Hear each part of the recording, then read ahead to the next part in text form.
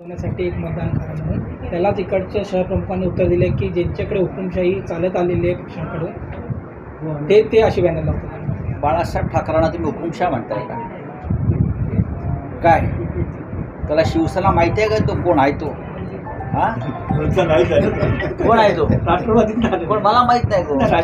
हिंदुहृदय सम्राट बाळासाहेब ठाकरे यांनी बरं का विधायक शिवशाही विधायक हुकुमशाहीची एक संकल्पना मांडली होती.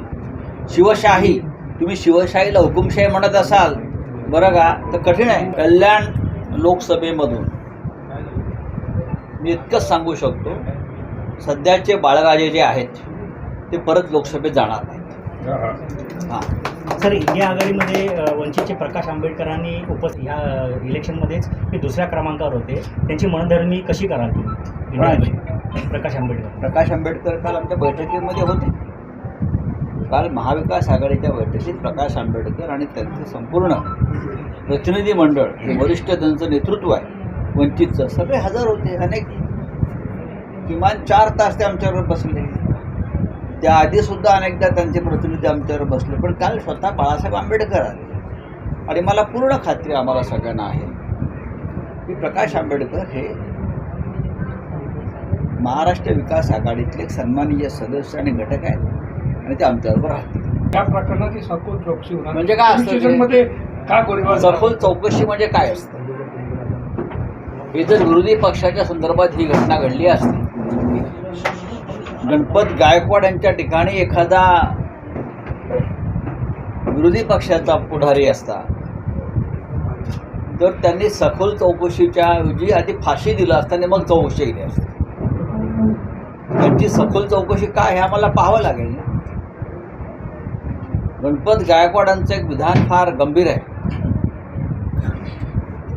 आमदार म्हणतायत की माझे कोट्यावधी रुपये हे एकनाथ शिंदे यांच्याकडे पडलेले आहेत. हे आपण ऐकलं असेल. देत नाही. नाही, ते देत नाही हे मला म्हणायचं नाही. माझे कोट्यावधी रुपये, कोट्यावधी म्हणतायत ते, त्यांचा शब्द घ्या. म्हणजे ते 100 कोटी आहेत, 150 कोटी आहेत, 200 कोटी आहेत, हे त्यांनी मोजायचे. आता हे कोट्यावधी रुपये शिंद्यांकडे कसे गेले, शिंद्यांनी का घेतले, याला सध्याच्या भाषेमध्ये मनी लॉन्ड्रिंग म्हणतात. मनी लॉन्ड्रिंग, ज्या मनी लॉन्ड्रिंगच्या गुन्ह्याखाली आमच्यासारखे लोक तुरुंगात गेले, अनेक लोक तुरुंगात आहेत विरोधी पक्षाचे. हेमंत सोरेन तुरुंगात गेले काल, मुख्यमंत्री. मनी लॉन्ड्रिंग. तर मग एकनाथ शिंदे यांच्याकडे जर असे पैसे एका आमदाराचे पडले असतील आणि तो सांगतोय, स्टेटमेंट आहे, आणि PMLA कायद्यातल्या सेक्शन 45A यानुसार असं स्टेटमेंट कोणी दिलं असेल तर समोरच्या व्यक्तीला ताबडतोब अटक करून PMLA कायद्याखाली त्याला तुरुंगात टाकायचं असतं. मग ही सखोल चौकशी जी आहे, ती सखोल चौकशी जे करणार आहेत तुमचे गृहमंत्री, ती या पद्धतीनं करणार आहेत का सांगा आम्हाला. या कोट्यवधी रुपयांचा हिशोब जो गणपत गायकवाड मागतायत त्या संदर्भात चर्चा व्हायला पाहिजे.